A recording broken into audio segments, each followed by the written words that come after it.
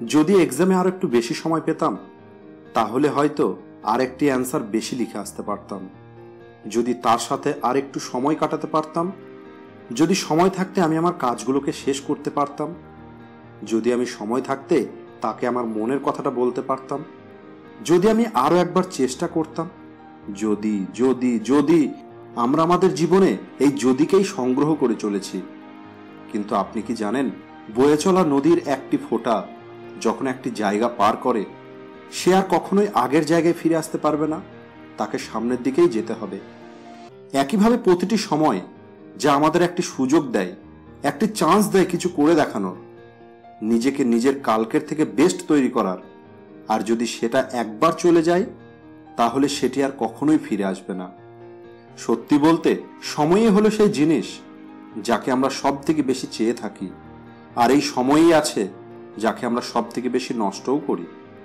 আমরা সবসময় ভাবতে থাকি হয়ে যাবে, করে নেব, কাল করব, পরশু করব, আর আমরা এটাও জানি যে ওই কাল কখনোই আসবে না। কালকের কোনো ভরসা নেই। তাই ভরসা যদি করতেই হয় সেটি আজ, এই মুহূর্তে। একবার ভেবে দেখুন, যখন কোনো জঙ্গলের পশুর ওপর অন্য কোনো পশু আক্রমণ করে তখন কি সে এটা ভাবে যে কালকে দৌড়াবো, অন্য কোনো সময় দৌড়াবো? না, সে সেই মুহূর্তে নিজের সর্বোচ্চ চেষ্টা দিয়ে দৌড়াবে, কারণ সে জানে এই মুহূর্তে তার সামান্য ভুল তার জীবনটাই কেড়ে নিতে পারে। একইভাবে আমাদের প্রতিটা চলে যাওয়ার সময় আমাদের স্বপ্নকে, আমাদের ইচ্ছাকে ধীরে ধীরে মেরে ফেলছে।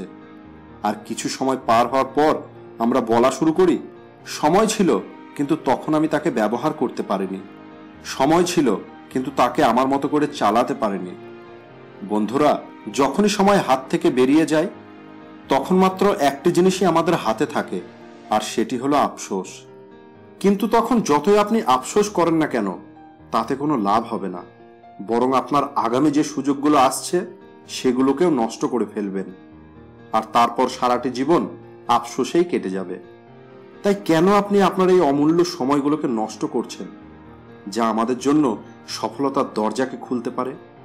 কেন সেই প্রতিটি বিন্দুকে ব্যর্থ বয়ে যেতে দিচ্ছেন, যার সাহায্যে আমরা আমাদের খুশির সাগরকে পূর্ণ করতে পারি?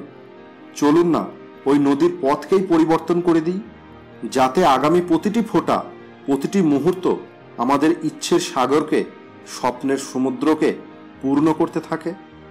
আর তার জন্য দরকার আপনি আপনার আজকে, আপনার প্রেজেন্টকে ভবিষ্যতের চিন্তা না করে, পাস্টের আফসোস না করে মন খুলে বাঁচুন।